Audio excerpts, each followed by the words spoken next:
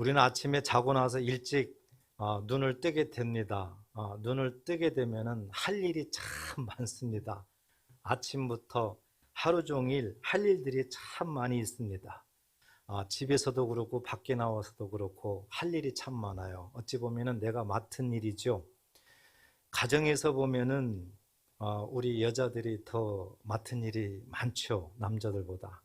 또 밖에서 보면은 남자들이 또 많습니다. 그렇지만 세월이 흐르면서 이것도 딱 정답은 아닌 것 같습니다. 이제 남자들도 집안일 많이 하고 또 여자들도 밖에 일을 많이 하기 때문에 그렇습니다. 어쨌든 내가 해야 될 일, 내가 아니면은 안 되는 일, 내가 감당해야 되는 일들이 참 많다는 것은 사실입니다. 우리는 이런 모습으로 이 세상을 살아나가고 있습니다. 그렇지만 어떤 분은 그렇게 맡겨진 일을 잘 감당하면서 사는 사람이 있고 또 그렇지 못한 사람도 참 많이 있습니다. 이와 같은 모습에서 또 여러 가지 어려움이 또 생기겠죠. 이런 모습은 가정에서 직장에서 뿐만 아닙니다. 교회 생활에서도 마찬가지입니다. 예수 믿는 우리가 교회 생활할 때 가장 중요한 것은 공동체 생활이죠. 공동체 생활을 하다 보면 하나님께서 각자에게 주시는 그런 사명들이 있습니다. 적든 크든 많든 하나님이 주시는 사명이 있는데 그 사명을 내가 감당을 해야 되는 영역들이 있습니다. 어떤 때는 참 힘들기도 하고요. 어떤 때는 참 재밌기도 하고 보람 있기도 하고 또 이것도 여러 가지 사람마다 다릅니다. 그래서 어떤 사람은 기쁨으로 사명을 잘 감당합니다. 어떤 거든지 감사함으로 사명을 잘 감당합니다. 그렇지만 또 어떤 사람은 사명을 감당하지 못합니다. 어찌 보면은 주신 사명을 너무 소홀히 여기고 너무 쉽게 생각을 합니다. 사명임에도 불구하고 또 금방 잊어버리는 사람이 있습니다. 또 며칠 하다가 포기하는 사람도 있습니다. 또 열심히 하다가 뜻이 안 맞으면은 또 그냥 놓고 도망가는 사람도 있습니다.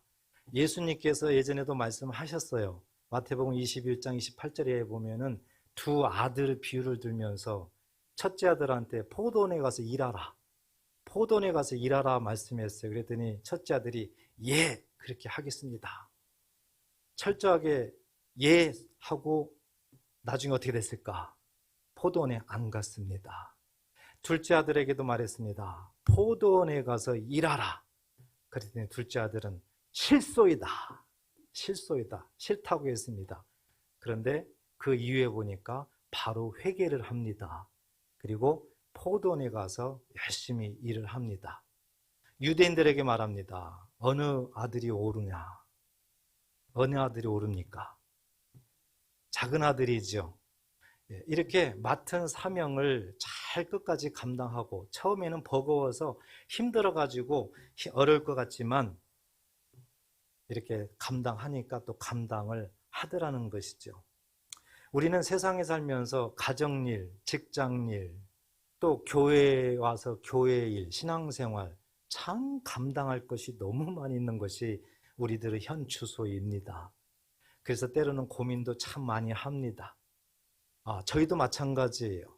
목회자들도 마찬가지예요. 어찌 보면 성도들보다 더 고민이 많습니다. 주신 사명을 감당하기 위해서는 정말 인간적인 힘으로는 어려울 때가 많이 있습니다. 그렇지만 목회자이기 때문에 또 표도 못 내는 부분도 너무 많이 있습니다.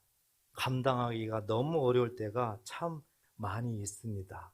그래서 혼자 울어야 되는 그런 때도 많이 있습니다. 이와 같은 모습은 우리만 그런 게 아닙니다. 초대교회 때도 마찬가지였습니다.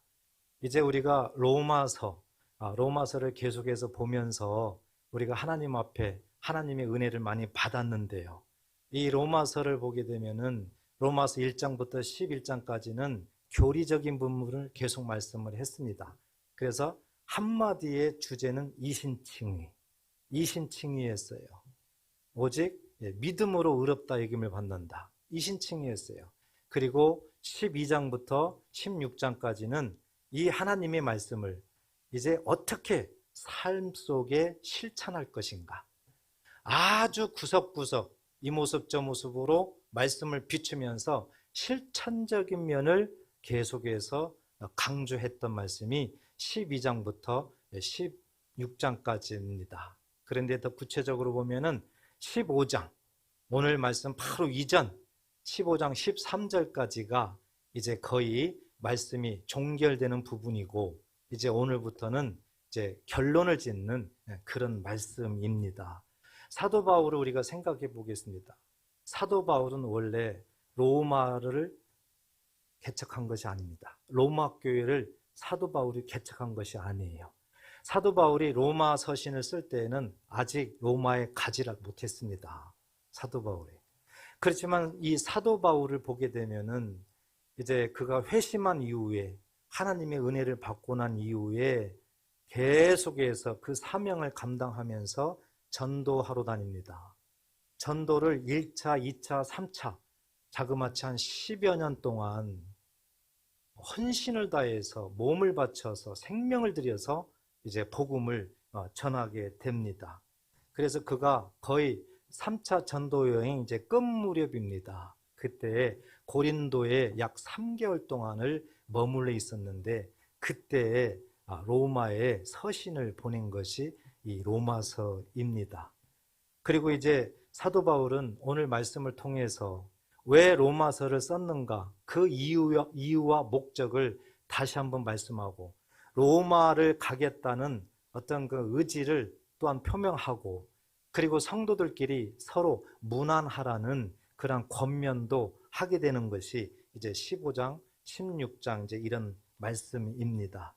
이제 오늘 말씀을 보면서 우리가 마음에 이제 생각해야 되는 것은 19절에 보면 표적과 기사의 능력으로, 성령의 능력으로 이루어졌으며, 그리하여 내가 예루살렘으로부터 두루 행하여 일루니곤까지 그리스도의 복음을 편만하게 전하였노라 그랬습니다. 여기 보니까 일루니곤까지 이렇게 말씀했습니다. 오늘날로 보면은 유고슬라비아예요. 그러니까 지중해의 이제 그 동쪽 부분을 어느 정도 사도 바울은 전도를 다 한 겁니다. 이제 전도를 다 하러 다녔어요. 하나님이 주시는 이 사명을 정말 감당을 잘했어요. 그래서 이제 더 이상 그쪽에는 이제 없는 거죠. 그래서 이제 서쪽으로 가려고 하는 겁니다. 그래서 로마를 통해서 이제 사도 바울의 계획이 그렇게 되어가는 겁니다. 여러분, 사도 바울은 그가 처음에는 어떤 사람이었습니까? 예수를 믿는다 하면은 정말 잠 안 자고 죽기 살기로 잡아서 옥에 넘겨서 죽이려고 했던 정말 악한 사람이었습니다. 정말 악한 사람이었어요. 그래서 그가 나중에 은혜 받고 난 다음에는 나는 죄인 중에 괴수라 고백을 했습니다. 얼마나 악한 사람이었는지. 그렇지만 하나님께서는 그와 같은 사람을 미리 택하셔서 이방인을 구원하기 위해서, 이방인들에게 복음을 전하기 위해서 택한 나의 그릇이다, 하나님이 말씀하셨습니다. 그 말씀대로 사도 바울이 그날도 예수 믿는 자들을 체포하러 다닐 때 다메섹 도상에서 예수님을 만나게 되는 겁니다. 거기에서 예수님의 음성을 듣게 되는 겁니다. 그리고 그가 거기에서 철저하게 회심을 하게 되는 겁니다. 이것이 사도 바울에게 줬던 전적인 하나님의 은혜였습니다. 그래서 사도 바울은 이날부터 죽는 날까지 하루도 빼놓지 않고 오직 하나님이 주신 사명 온전하게 감당하고 죽기까지 감당하고 결국에는 다 하나님의 뜻을 이루고 그는 세상을 떠났던 것입니다. 우리가 생각해 볼 것은 사도 바울이 왜 이렇게 목숨을 걸고 끝까지 사명을 잘 감당했을까? 어찌 보면은 우리는 그렇게 안 돼. 사도 바울이니까 그래. 그렇게 쉽게 결론 낼 수가 있습니다. 그렇지만 하나님은 그렇지 않다는 겁니다. 사도 바울이 그렇게 됐다는 것은 저와 여러분도 그렇게 될 수 있다는 것을 우리에게 보여주기 위함입니다.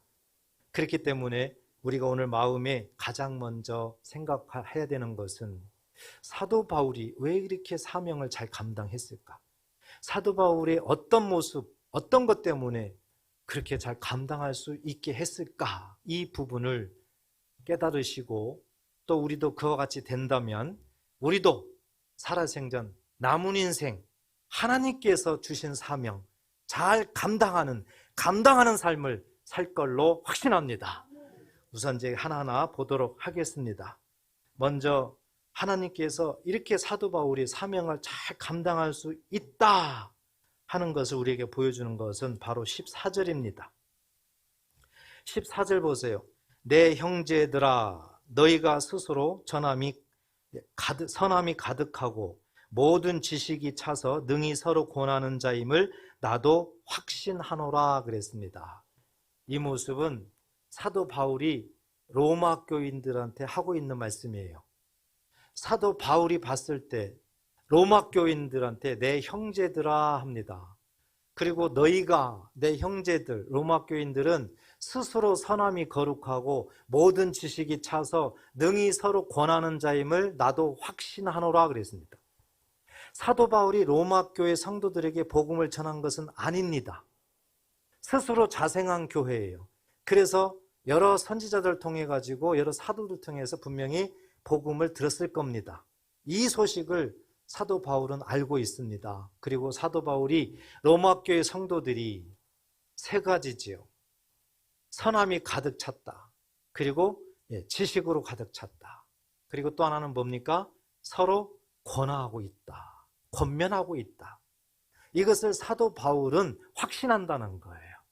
사도 바울의 믿음으로 봤을 때 로마 교인들은 이 세 가지가 분명히 있다는 겁니다.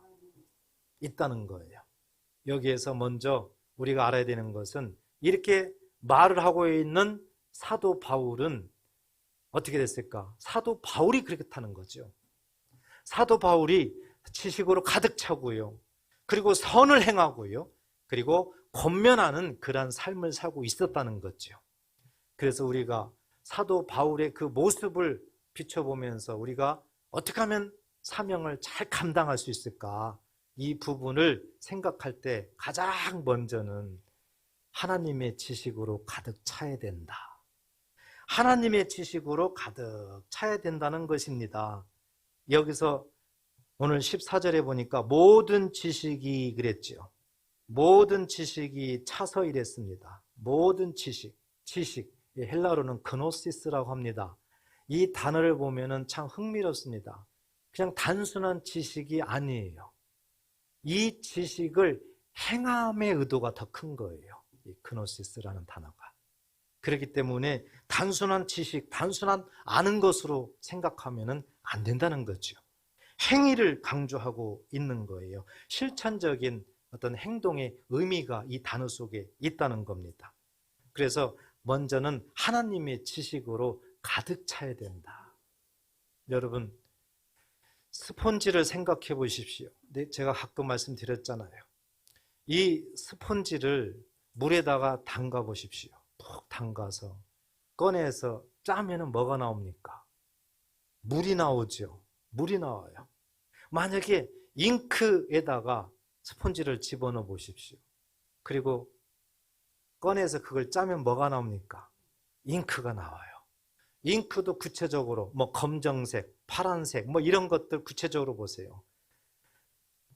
그 속에 넣었던 것이 그대로 나오게 되는 거죠. 예수님도 말씀하셨어요. 누가복음 6장 45절에 보면은 속에 있는 게 그대로 나온다는 거예요. 속에 있는 게. 우리들의 마음 속에 있는 것이 그대로 밖으로 나온다는 겁니다. 만약에 하나님의 말씀으로 가득 차지 아니하고 세상 것으로 가득 차 있다면은 세상 것이 나오는 겁니다. 우리들의 일상생활의 습관과 같은 겁니다. 아무리 집에서 뭐 어떤 분들은 막 욕도 하고 뭐 하고 막 이렇게 하잖아요.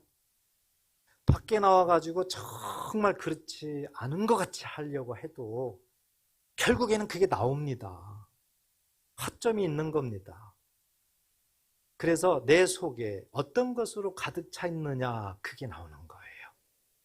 하나님 말씀으로 가득 차게 되면 하나님 말씀이 나오게 돼 있다는 겁니다. 그래서 우리가 세상에 살면서 세상 일도 감당을 잘 해야 되겠지만 정말 더 중요한 것은 하나님이 주시는 사명을 감당해야 되는 것이 더 중요합니다.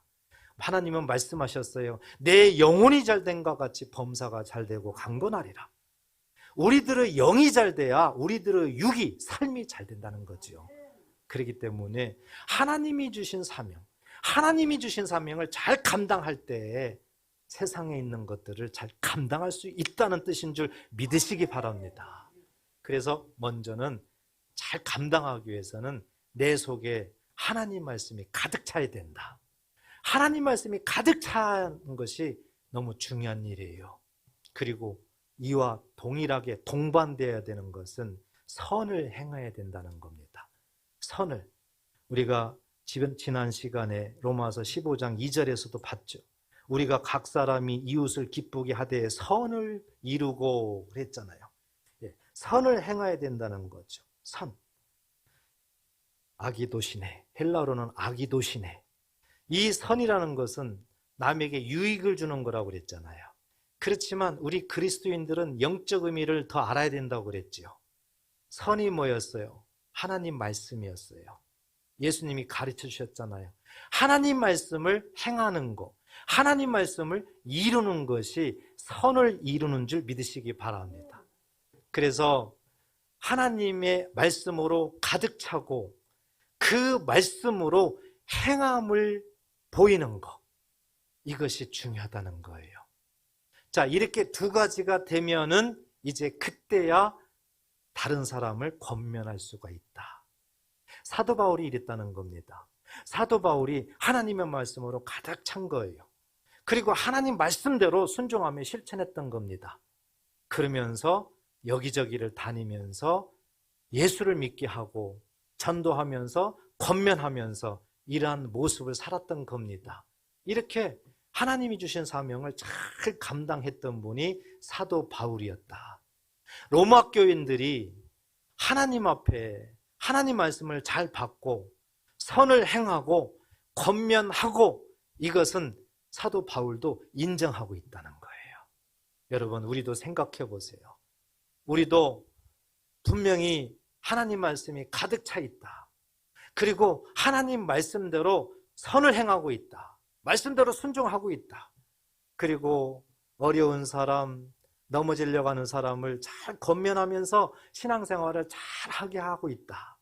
그러면은 우리도 하나님 앞에 오늘 우리 본문 14절에서 하시는 말씀을 인정받고 있는 줄 믿으시기 바랍니다. 근데 만약에 그렇지 않다. 그러면은 인정받지 못하고 있는 상황입니다. 이런 상황 속에서는 어떻게 해야 됩니까? 고민할 거 없어요. 빨리 회개해야 됩니다. 회개가 살 수 있는 통로예요. 하나님은 우리를 살 수 있도록 회개의 통로를 만들어 놓으셨어요. 만약에 회개의 통로가 없었더라면 우리는 살 수가 없어요. 구원받을 수가 없어요. 그렇지만 누구든지 구원받도록 하기 위해서 우리 하나님은 회개의 통로를 만들어 놓으셨어요. 그래서 둘째 아들처럼 싫어요 했다가 이게 아니구나, 내가 잘못했구나, 바로 회개하고 바로 포도밭에 가서 일을 하면 회개의 삶이에요. 이것이 말씀을 실천하는 거예요. 이것이 굉장히 우리한테는 중요하다. 그래서 꼭 하나님 앞에 말씀으로 가득 찼고 회개하고 선을 행하고 이러한 삶을 산다고 인정받는 저와 여러분 되시기를 주의 이름으로 축복합니다. 또 한 가지, 어떻게 하면은 잘 감당하는 삶을 살 수 있을까? 두 번째로 우리가 생각해야 되는 것은 기억해야 된다는 거예요. 해야 된다는 거예요. 그러면은 무엇을 기억하고 무엇을 생각하란 말입니까? 15절 보십시오. 15절 같이 한번 읽어보겠습니다. 시작. 그러나 내가 너희로 다시 생각나게 하려고 하나님께서 내게 주신 은혜로 말미암아 더욱 담대히 대략 너희에게 썼노니. 은혜입니다. 은혜, 카리스, 은혜를 생각하라는 겁니다. 은혜를 기억하라는 겁니다. 은혜를 잊지 말라는 겁니다. 사도 바울은 그렇게 죄인 중에 괴수임에도 불구하고 하나님께서 당신을 사랑하사 끝까지 버리지 아니하시고 결국 예수님을 영접하고 철저하게 회심해서 하나님께서 말할 수 없는 이방의 사도로 삼았다는 이 사실, 이것이 사도 바울에게는 큰 하나님의 은혜였어요. 여러분, 은혜라는 건 뭐예요? 로마서 3장 24절에 보면 값없이 받는 거예요. 받을 수 없는 자가, 은혜를 받을 수 있는 자격이 없는 자가 값없이, 아무 값없이 하나님이 거저주는 거, 이것이 은혜인 줄 믿으시기 바랍니다. 그러면은 가장 우리가 먼저 생각해야 될 은혜는 뭐예요? 예수님의 십자가를 통해서 우리에게 구원을 주신 거예요. 믿으시기 바랍니다. 우리가 가장 먼저 하나님의 은혜 생각할 때 예수님의 십자가를 통해서 우리에게 값없이 주신 하나님의 구원, 우리의 모든 죄와 허물을 다 십자가로 사하시고 믿는 자들에게는 죄 용서하시고 믿는 자들에게는 이제 지옥에 가지 아니하도록 사망에서 생명으로 옮겨주신 하나님의 놀라운 사랑, 이것이 구원이에요. 이 하나님의 은혜가 우리들 마음속 깊이 늘 생각나야 된다, 그거예요. 생각나야 된다. 로마 교회 성도들은 너무 잘 배우고 또 행함도 있고 권면도 하는데 하나님의 은혜를 잊어버린다는 거예요. 하나님의 은혜를 생각하지 않는다는 겁니다. 여러분, 생각하지 아니하면은요, 은혜를 생각하지 아니하면은요, 바로 마귀가 틈타게 돼 있어요. 바로 공략을 합니다. 그래서 내가 받은 은혜는 어디로 갔는지 몰라요. 생각도 안 나요. 그렇게 하나님 앞에 은혜 받을 때는 하나님 아버지 감사합니다. 콧물 눈물 흘리면서 기뻐 찬양하면서 막 그랬던 사람들이 어느 순간 다 그 모습은 없어져요. 그리고 도로 세상적인 모습이에요. 왜 이런 모습일까요? 은혜를 생각하지 않기 때문에 그래요. 순간순간 하나님이 나에게 주신 은혜, 나를 구원하시고 나를 지금까지 이렇게 하신 하나님의 그 은혜, 이것을 기억하지 못하기 때문에 그렇습니다. 생각하지 못하기 때문에 그래요. 그래서 우리는 한번 뒤돌아보세요. 나에게 주신 하나님의 은혜, 내가 얼마만큼 생각하고 살고 있나? 오늘도 내일도 시간 내가 과연 하나님의 은혜를 생각하고 있나? 아니면 하루 종일 자체도 아니고 하나님 은혜 자체도 생각하지 못하고 그냥 세상적인 일에 여기에 부딪히고 저기에 부딪히고 여기에 시험 들고 저기에 시험 들고 여기에 바쁘고 저기에 바빠서 그냥 하루 종일 보내고 있나? 생각해 보십시오. 만약에 은혜를 생각하지 않는다면 반드시 우리가 기뻐하지 않는 손님이 반드시 찾아옵니다. 그리하면 이제 계속 어려움을 당할 수밖에 없어요. 로마 교회 성도들이 은혜를 잊어버렸다는 거예요. 그래서 사도 바울은 은혜를 생각하라. 처음에 예수님을 통해서 구원해 주신 그 은혜를 생각해라. 로마 교회 성도들에게 은혜를 떠올리게 만듭니다. 그리고 두 번째로 또 하나님의 은혜를 사도 바울은 말을 합니다. 그게 뭘까요? 16절 보세요. 이 은혜는 곧 나로 이방인을 위하여 그리스도 예수의 일꾼이 되어 하나님의 복음의 제사장 직분을 하게 하사 이방인을 제물로 드리는 것이 성령 안에서 거룩하게 되어 받으실 만하게 하려 하심이라 그랬습니다. 여러분, 16절 읽으니까 이해가 갑니까 안 갑니까? 잘 안 가시죠? 참 쉬운 것 같으면서도 참 어려운 말씀이에요. 사도 바울의 말씀을 하고 있는 거예요. 사도 바울이 받은 은혜가 두 번째로 사도 바울이 그렇게 예수님을 핍박하고 믿는 자들을 죽이려고 죄인 중에 계수했던 그가 하나님께서 그를 사랑하셔서 그를 예수님을 영접하게 해서 구원해 주셨어요. 거기에서 끝나는 것이 아니라 이방의 사도로 하나님께서 사명을 주신 거예요. 이방인들을 구원하기 위해서 예수 그리스도의 일꾼이 되게 해주신 거예요. 그래서 그가 아무것도 아닌데 하나님의 은혜 가운데 이방인들을 구원하러 다니는 겁니다.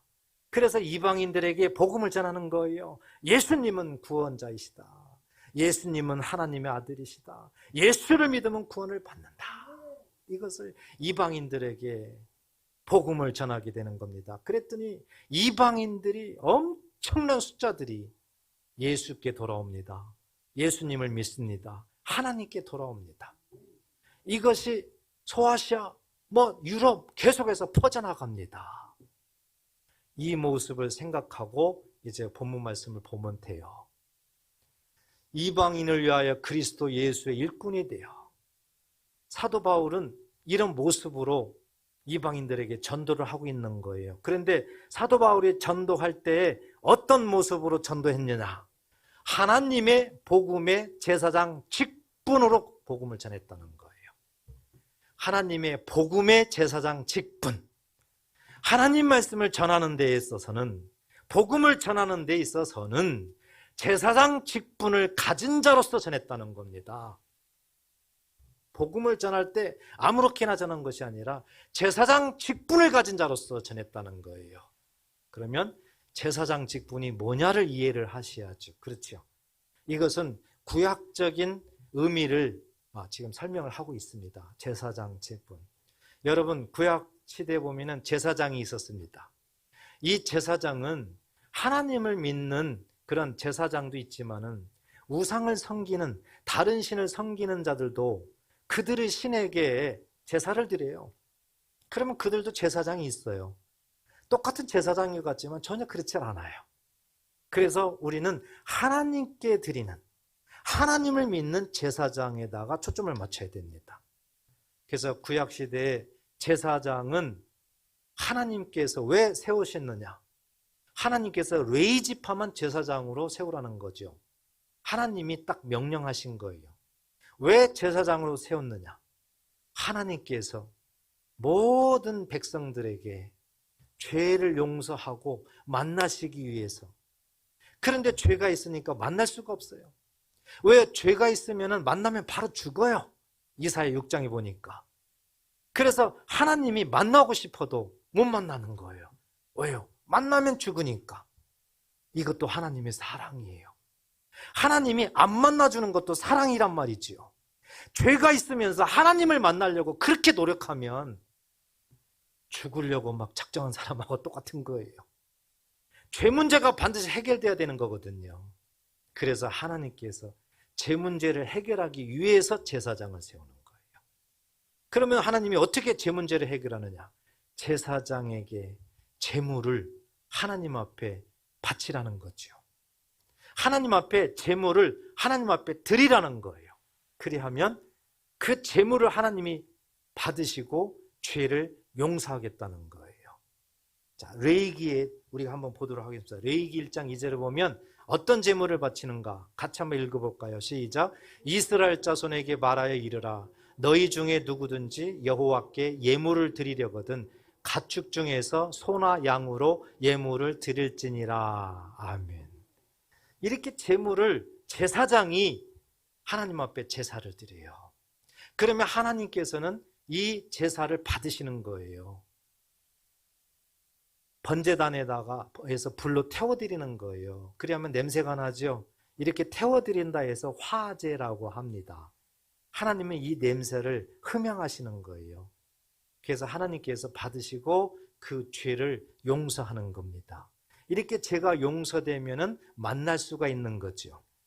그래서 하나님을 만난다는 얘기는 하나님 나라의 복을 준다는 얘기예요. 그래서 하나님 나라의 복을 실질적으로 주기 위해서 이스라엘 백성들에게 만들었던 하나님의 법이 절기예요, 절기. 그래서 유월절, 초실절, 초막절 이런 절기를 통해서 하나님의 복이 이스라엘 백성들에게 임하게 만드는 거예요. 그래서 제사장이 해야 되는 일은 이렇게 제사를 지내는 거예요. 제사를. 그렇지만 제사장이 제사를 지내려면 반드시 뭐가 필요합니까? 제물이 필요한 겁니다. 죄가 용서되려면 반드시 대신 죄를 담당하는 제물이 필요합니다. 하나님은 반드시 죄를 지면은 대가가 필요하거든요. 대가를 지불해야 죄가 용서되는 겁니다, 여러분. 그래서 구약 성경에 이렇게 제물이 있어야 돼요. 제사장이 제사를 드리려면. 이 모습대로 이제 오늘날 우리에게도 동일하게 말씀하세요. 반드시 제물이 있어야 된다. 반드시 제사장이 있어야 된다. 그래야 죄가 용서된다. 이 말씀을 우리에게도 하십니다. 히브리서 9장 14절 보세요. 히브리서 9장 14절 같이 한번 읽어보겠습니다. 시작. 하물며 영원하신 성령으로 말미암아 흠없는 자기를 하나님께 드린 그리스도의 피가 어찌 너희 양심을 죽은 행실에서 깨끗하게 하고 살아계신 하나님을 섬기게 하지 못하겠느냐. 아멘. 그대로 놔두세요. 오늘은 본문 16절도 그렇고 지금 히브리서 9장 14절도 그렇고 참 어렵네요. 어려워요. 자, 이 말씀을 여러분들이 잘 이해를 해야 됩니다. 어렵지만. 분명히 구약 성경을 잘 생각하세요. 하나님 앞에 제사를 드리려면 첫째 누가 있어야 됩니까? 제사장이 있어야 돼요. 두 번째 뭐가 있어야 됩니까? 제물이 있어야 돼요. 이것은 하나님의 법이기 때문에 구약에 있든 신약에 있든 하나님 입에서 나온 말씀은 반드시 이루어지기 때문에 변함이 없기 때문에 그대로 해야 됩니다. 그래서 우리가 예수님의 그 십자가를 생각할 때 구체적으로 이해를 하셔야 되는 거예요. 예수님의 십자가를 통해서 우리가 구원을 받았습니다. 믿습니까? 그렇지만 조금 더 구체적으로 봐야 돼요. 어떻게 구체적으로요? 구약 성경대로 봐야 돼요. 분명히 제사장이 있어야 되고 제물이 있어야 되는 거예요. 그래서 보세요. 하물며 영원하신 성령으로 말미암아 그랬습니다. 성령이 나오죠. 성령. 그 다음에 흠없는 자기는 누굽니까? 예수님이에요. 예수님. 자기를 하나님께 드린다는 거거든요. 하나님께. 근데 뭘로 드려요? 그리스도의 피로 드린다는 겁니다. 여기까지 이해됐죠? 그렇다면은 여기에서 제사장을 찾아야 되는 거예요. 제사장을. 제사장이 누구예요? 성령이에요. 성령. 예수님이 십자가에 죽으시고 성령을 보내셨죠. 그렇죠? 이 성령이 예수님이 사역할 때 하늘에서 임하셔서 같이 사역을 하셨습니다. 그러므로 예수 이름으로 성령을 보냈어요. 예수님의 영이 성령이에요. 그래서 이 제사장의 직분, 영적인 직분은 성령인 줄 믿으시기 바랍니다. 그래서 성령 제사장이 성령. 예수님이 육신을 갖고 있죠. 예수님이 인성을 갖고 있습니다. 예수님의 십자가는 예수님의 몸이 직접 죽은 거예요. 그래서 예수님의 육체, 이게 뭡니까? 제물이에요. 제물. 이게 제물이라고요. 그래서 성령이 제사장 되고 예수님의 육이 제물이 되어서 예수님의 그 피로 하나님 앞에 드려지는 겁니다. 그래서 하나님이 받으시는 거예요. 하나님께서 흠양하시는 거예요. 그래서 모든 죄에서 용서해 주는 거예요. 죽은 모든 행실에서 깨끗하게 해주는 거예요. 그래서 하나님을 믿도록 한 겁니다. 하나님을 의지하도록 한 겁니다. 하나님을 섬기게 하지 못하겠느냐. 이 말씀은 너무 귀한 말씀이에요. 그래서 예수님의 십자가를 생각할 때 무조건 예수님의 십자가 보혈로 우리가 구원을 받았다. 절대적으로 맞는 말이에요. 그렇지만 제가 말씀드리고 싶은 것은 구체적으로 알아라. 구약 성경대로 대입을 시켜보시라는 거예요. 반드시 제사장이, 반드시 제물이 필요한 이 상황. 예수님의 십자가가 그런 모습이었다는 거죠. 꼭 믿으시고 깨달으시고 마음의 기쁨이 넘치시기를 주의 이름으로 축복합니다. 여러분, 이렇게 예수님이 먼저 십자가의 제물이 되어서 하나님 앞에 드린 거예요. 예수님께서. 그리고 우리에게 이제 말씀합니다. 저와 여러분들이 제물이 돼서 하나님 앞에 드리라는 거예요. 로마서 12장 1절 보세요. 로마서 12장 1절 같이 한번 읽어볼까요? 시작. 그러므로 형제들아 내가 하나님의 모든 자비하심으로 너희를 권하노니 너희 몸을 하나님이 기뻐하시는 거룩한 산 제물로 드리라. 이는 너희가 드릴 영적 예배니라. 아멘. 이제 우리가 제물이 돼서 하나님 앞에 드리라는 거예요. 그렇다면 예수님을 생각해 보세요. 예수님이 십자가에 죽을 때 로마서 6장 4절에 보니까 우리도 죽었다고 했습니다. 따라서 우리도 이 사실을 믿으면 하나님 앞에 제물을 드린 줄 믿으시기 바랍니다. 사도 바울이 그랬다는 거예요. 사도 바울이 예수님이 십자가에 죽음으로 바울도 예수님이 죽을 때 함께 제물로 드려졌다는 거예요. 그리고 이제 하나님께서 또 말씀하는 거예요. 이제 너희가 제물이 하나님 앞에 드려졌으면은 이제는 하나님의 뜻을 이루기 위해서 이방인들을 제물로 드려라 하는 거예요. 사도 바울이 그 사명을 지금 받은 겁니다. 그래서 사도 바울이 오늘 본문 16절에 보니까 이방인들을 하나님 앞에 뭘로 드렸다는 겁니까? 제물로 드렸다는 거예요. 성령 안에서 이방인들을 하나님 앞에 제물로 드렸다는 겁니다. 그래서 그들을 거룩하게 했다는 거예요. 다시 얘기해서 사도 바울이 돌아다니면서 전도했던, 사도 바울이 이방인들을 전도해서 예수 믿게 했던 그 모습을 이방인들을 하나님 앞에 제물로 드렸다, 이 뜻인 줄 믿으시기 바랍니다. 사도 바울은 이방인들에게 전도, 예수 믿게 해서 복음을 전했습니다. 그래서 예수를 믿음으로 구원을 받게 했습니다. 이 자체를 하나님 앞에 이방인들을 제물로 드렸다, 이렇게 말씀을 하는 것입니다. 그래서 하나님이 우리에게 말씀하는 거예요. 구약 성경에 그 모습을 비춰주면서 제사장의 직분으로 사명을 감당해라.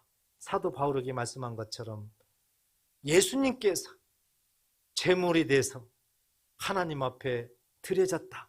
그리고 예수님이 제물이 돼서 드려질 때 믿는 너희도 하나님 앞에 드려졌다. 그리고 이제는 너희가 이방인들을 여호와께 제물로 드려라 하는 겁니다. 하나님께서는 이 땅에 예수님을 보내신 뜻이 뭐예요? 이 세상을 구원하기 위함이죠. 요한복음 6장 40절에 보면 이 땅에 영생을 주기 위함이에요. 구원을 주기 위함이라고요. 그렇기 때문에 하나님께서 누구에게든지 주시는 사명이 있어요. 하나님이 주신 사명이 있어요. 이건 한 사람도 열애가 없습니다. 어떤 사명이에요? 하나님의 뜻을 이루는 사명이에요. 하나님의 뜻이 뭐예요? 구원이에요. 구원을 이루기 위해서는 어떻게 해야 돼요? 복음을 전해야 됩니다. 그래서 누구든지 복음을 전하는 사명이 있습니다. 어떤 사람은 복음은 특별한 사람만 전하는 거야. 나하고는 상관없어. 나는 뭐 내 신앙생활 하기도 급급한데, 나는 뭐 배우기도 급급한데, 하나님을 잘 모르는 분이에요. 이런 분들은 절대 하나님의 은혜를 받을 수가 없어요. 이런 분들은 다 알고 보면은 그게 말이 그럴싸한 것 같지만 자기 중심의 삶이거든요. 하나님이 우리를 구원하시고 이 세상을 구원한 이유는 뭐예요? 우리를 먼저 택하셨고 우리에게 하나님 앞에 제물로 다 드리게 해서 이제 우리를 통해서 하나님은 뜻을 이루려고 하는 거 아닙니까? 그렇기 때문에 이방인들, 믿지 않는 자들을 우리가 전도하면은 그 자체가 이방인들을 하나님 앞에 제물로 드리는 거거든요. 그렇기 때문에 모든 초점은 이방인들을 제물로 드리는 거예요. 하나님이 가장 기뻐하는 것은 바로 이 부분이에요. 그래서 사도 바울이 말씀하잖아요. 이 모든 것들은 하나님의 은혜로 된 것인데 나의 잘남으로 된 것이 아니다. 절대적으로 사도 바울은 자기 자랑을 하지 않아요. 자랑을 하지 않고 오직 하나님께서, 오직 성령의 능력으로 이 모든 것이 하나님의 은혜로 이루어졌다는 것을 그는 고백을 합니다. 자, 18절 보세요. 본문 18절. 그리스도께서 이방인들을 순종하게 하기 위하여 나를 통하여 역사하신 것 외에는 내가 감히 말하지 아니하노라. 절대 아무 자랑도 안 합니다. 그러면 어떻게 됐느냐? 그 일은 말과 행위로, 표적과 기사의 능력으로, 성령의 능력으로 이루어졌으며, 그리하여 내가 예루살렘으로부터 두루 행하여 일루리곤까지 그리스도의 복음을 편만하게 전하였노라. 오직 하나님의 은혜로 나를 이방의 사도로 삼아가지고 하나님의 일꾼으로 삼아서 하나님이 제사장 직분을 감당하게 해서 제사장 직분의 모습으로 복음을 전했더니 이방인들이 회개하고 돌아오는 거예요. 이방인들을 하나님 앞에 제물로 드리는 거예요. 이 모습은 오직 하나님의 은혜로 된 것이다. 그래서 사도 바울의 그 입에서는 전적인 하나님의 은혜, 내가 하나 된 것은 하나님의 은혜라고 늘 고백을 하게 되는 것입니다. 여러분, 우리는 자랑을 많이 합니다. 자랑. 한번 생각해 보세요. 누구 자랑을 많이 했습니까? 많은 사람들 제가 들어보면 참 자식 자랑 많이 하네요. 자식 자랑. 자식 자랑 많이 하는 사람이 그 모임에서 가장 드러나요. 가장 또 힘이 있어 보여요. 이것은 하나님 앞에 아주 매맞을 일이에요. 매맞을 일이에요. 세상적인 것을 자꾸 자랑하다 보면 하나님과 거리가 계속 멀어진다는 것을 왜 모르십니까? 내가 이랬다, 내가 저랬다, 내가 이렇게 공부했더니, 내가 저렇게 공부했더니, 이 세상적인 것으로 계속 자랑이 나오면 하나님과 거리가 계속 멀어져 가고 있는 겁니다. 사도 바울은 그렇지 않았어요. 자기는 아무것도 아닌 거예요. 그냥 날마다 죽노라. 날마다 죽는다는 뜻이 뭐예요?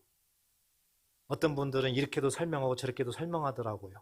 근데 성경적으로 날마다 죽는다는 얘기는 하나님 말씀을 믿고 내가 하나님 말씀에 순종하는 삶이 날마다 죽노라의 뜻인 줄 믿으시기 바랍니다. 하나님 말씀에 순종하는 것이 날마다 죽노라예요. 사도 바울은 오직 하나님의 은혜를 자랑했어요. 성령께서 인도하심을 자랑했어요. 성령의 능력으로 이와 같은 표적과 기적이 일어남을 자랑했어요. 여러분, 성령의 역사가 언제 일어나나요? 성령의 능력이 언제 일어날까요? 우리는 달리 오해할 수도 있어요. 초점이 다를 수도 있어요. 그런데 성령의 능력, 하나님의 역사, 하나님의 은혜는 하나님의 뜻을 이룰 때입니다. 하나님의 뜻이 뭐예요? 영혼구원이죠. 영혼구원하기 위해서 뭐 하는 거예요? 전도하는 거죠. 하나님께서는 우리가요, 복음을 전할 때, 전도할 때 성령의 능력이 일어나는 줄 믿으시기 바랍니다. 나는 성령의 능력을 경험하지도 못해. 왜 나는 그럴까? 답이 뻔히 있잖아요. 전도를 안 하기 때문에 그래요. 복음을 전하지 않기 때문에 그래요. 복음을 전해보세요. 예수님이 말씀하잖아요. 마가복음 16장 20절에 보니까 주께서 제자들이 나가서 복음을 전합니다. 그랬더니 주께서 함께 역사합니다. 그리고 주님이 제자들이 전한 말을 확실하게 막 증언합니다. 확실하게 역사합니다. 능력으로만 나타납니다. 마가복음 16장 20절 같이 한번 읽어보겠습니다. 마가복음 16장 20절 시작. 제자들이 나가 두루 전파할세 주께서 함께 역사하사 그 따르는 표적으로 말씀을 확실히 증언하시니라. 아멘. 제자들이 나가서 전하니까 우리 주님이 함께 역사한다는 거예요. 성령의 능력으로 표적을 일으키는 거예요. 귀신을 쫓아내는 거예요. 병을 고치는 거예요. 조심해야 되는 것은 내가 잘나서 그런 일이 일어나는 게 아니에요. 사도 바울 보세요. 전적인 하나님의 은혜라고 그랬죠. 제자들이 나가서 두루 전할세. 제자들은 전한 것뿐이에요. 제자들은 그냥 전하는 것뿐이에요. 무슨 말이에요? 하나님으로부터 쓰임받은 것뿐이에요. 무슨 말이에요? 우리는 나가서 그냥 입만 벌려서 복음만 전한 것뿐이에요. 실질적인 전도자는 누구라는 겁니까? 성령인 줄 믿으시기 바랍니다. 예수님이세요. 왜 내가 전도하는 거예요? 아니라니까요. 나는 쓰임만 받는 겁니다.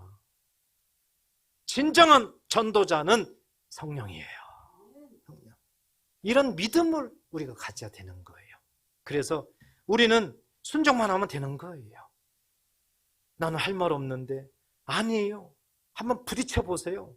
생각지도 않은 말이 나와요. 무슨 의미예요? 성령께서 지금 역사하고 있다는 뜻이거든요. 내가 순종을 안 하는 것뿐이에요. 모든 걸 합리화시키는 것뿐이에요. 바빠서 뭐 해서 아닙니다. 우리는 생각해야 됩니다. 일주일 동안 하루에 5시간씩 열심히 기도하는 것이 더 하나님의 기쁨일까? 아니면 하루에 1시간 기도하고 4시간 하나님 앞에 복음을 들고 나가서 전도하는 것이 하나님이 더 기뻐하는 걸까? 어떤 것이 성령의 능력이 나타날까? 전도하는 거예요.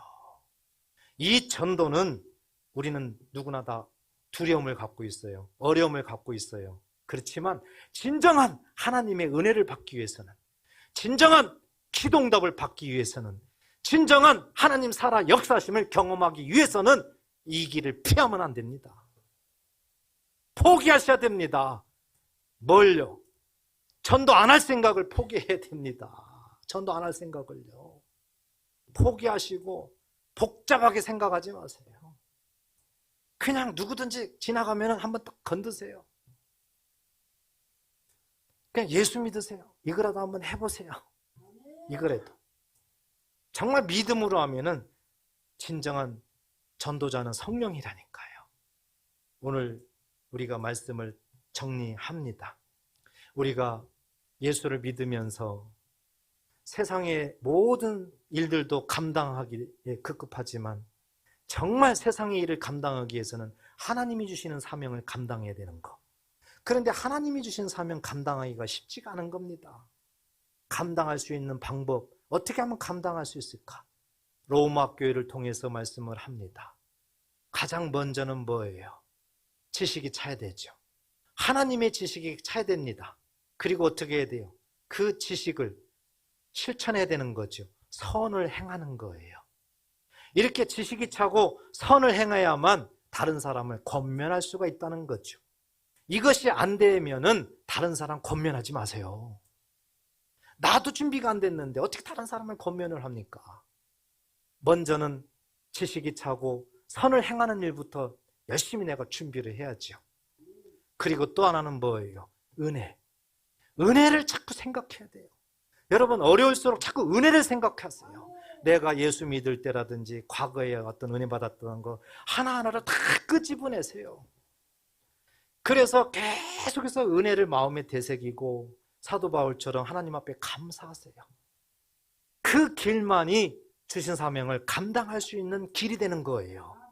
그리고 사단으로부터 물리칠 수 있는 능력이 되는 겁니다.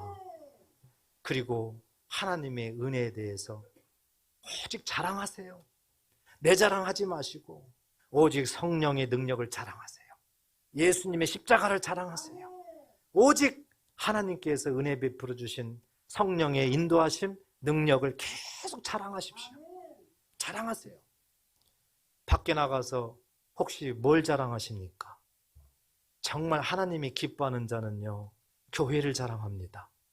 정말 이 데이터 연구한 걸 보면은 전도를 잘하는 사람들의 가장 특징을 보게 되니까 교회를 자랑하더라고요. 이건 분석에 의해 가지고 통계가 나온 거예요. 교회를 자랑하는 사람이 전도를 굉장히 잘하더라고요. 근데 반면에 교회를 부정적으로 교회를 욕되게 하고 이런 사람들은 절대 전도가 안 되더라고요. 분석에 의해서 나온 건데 성경적이잖아요. 사도 바울처럼 자랑해야 돼요. 누구를요? 성령의 능력을. 누구를요? 예수님을 자랑해야 된다.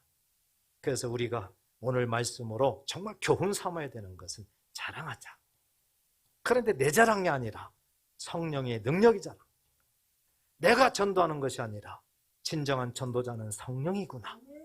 말씀을 마음에 잘 새기시고 로마서를 통해서 지금까지 11번에 걸쳐가지고 하나님의 사람들이 어떻게 살아야 되는가, 모든 삶에 어떻게 말씀을 실천해야 되는가, 이런 부분을 조목조목 우리에게 말씀하셨습니다. 오늘 우리가 어떻게 세상을 살면서 세상 것도 감당해야 되지만 하나님이 주신 사명을 어떻게 감당해야 되는가, 이 영역을 로마서를 통해서 하나님이 우리에게 말씀하셨습니다. 너무 걱정하지 마세요. 우리 하나님은 신실하시고 사랑하시기 때문에 우리 하나님은 반드시 감당할 것만 저와 여러분들에게 주세요. 믿으시기 바랍니다. 성경 한 절 읽고 마치겠습니다. 고린도전서 10장 13절 말씀을 믿음으로 받으시고 우리 함께 선포하는 마음으로, 감사하는 마음으로 함께 읽겠습니다. 시작. 사람이 감당할 시험 밖에는 너희가 당한 것이 없나니 오직 하나님은 미쁘사 너희가 감당하지 못할 시험 당함을 허락하지 아니하시고 시험 당할 즈음에 또한 피할 길을 내사 너희로 능히 감당하게 하시느니라. 아멘. 기도하겠습니다.